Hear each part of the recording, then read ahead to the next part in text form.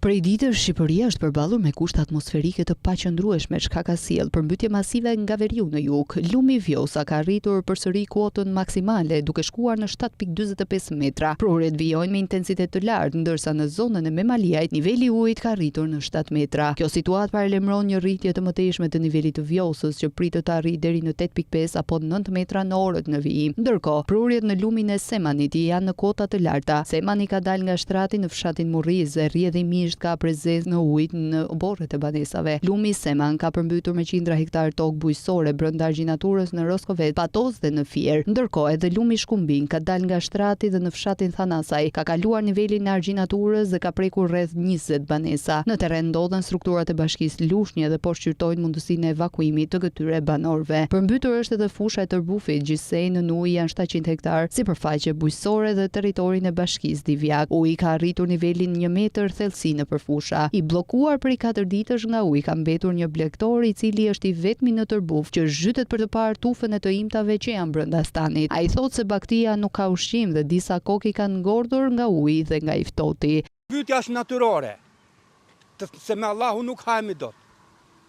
E ka nga Zoti, po duhet edhe një farë pastrimi ja ku është nuk pse të flasun unë edhe mund të gënjej, po ja, është fakt. Sa ditë ka uji në stan? Ka 4 ditë sot. Është larguar ndopak? Ka filluar për tërhequr hidrovuari, ka filluar, po është prurjet në vind që andej edhe. Ke shumë bashki brenda?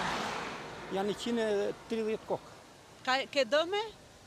Kam të qingjat, edhe ke delet kam, pulat kanë mos tëra.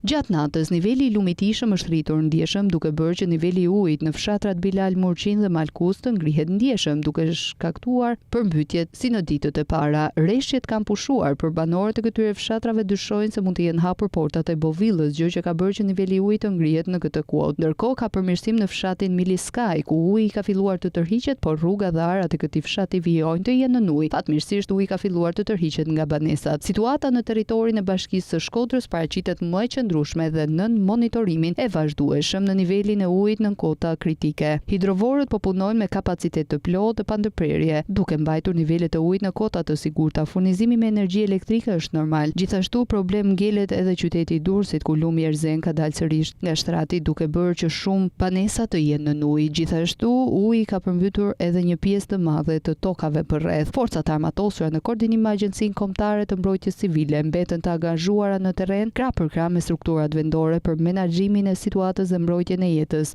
dhe pronën e qytetarëve. Shkruhet në postimin e Ministrisë së Mbrojtjes. Aktualisht në qarkun e Fierit rreshtet kanë ndaluar, por raportohet të jetë edhe qarku me më shumë probleme.